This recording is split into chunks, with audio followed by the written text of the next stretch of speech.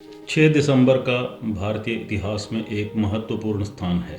गीता जयंती तथा श्री राम जन्मभूमि आंदोलन का एक महत्वपूर्ण पड़ाव होने के साथ साथ 6 दिसंबर भारत रत्न बाबा साहेब डॉक्टर भीमराव अंबेडकर जी का भी निर्वाण दिवस है।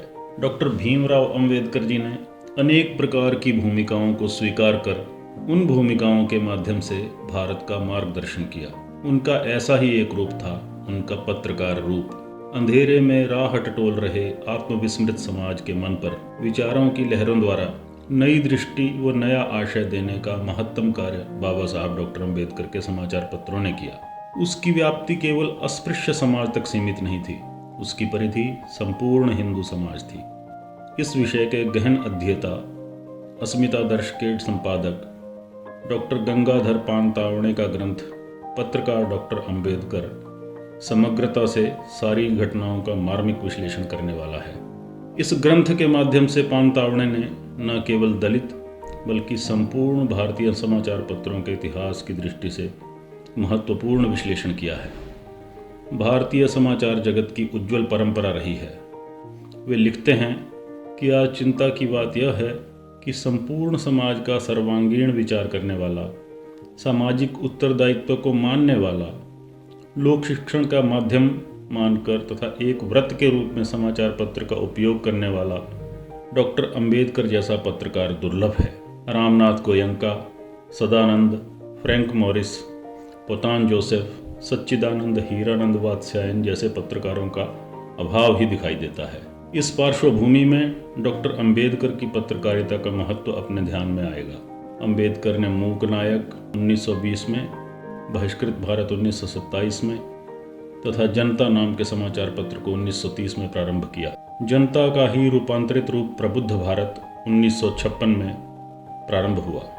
ऐसे 4 समाचार पत्र डॉक्टर बाबा साहेब ने चलाए। उन्होंने समाचार पत्रीय लेखन का प्रारंभ अंग्रेजी के बॉम्बे क्रॉनिकल से प्रारंभ किया था। 31 जनवरी 1920 को उन्होंने अपना पाक्षिक समाचार पत्र मूक नायक प्रारंभ किया।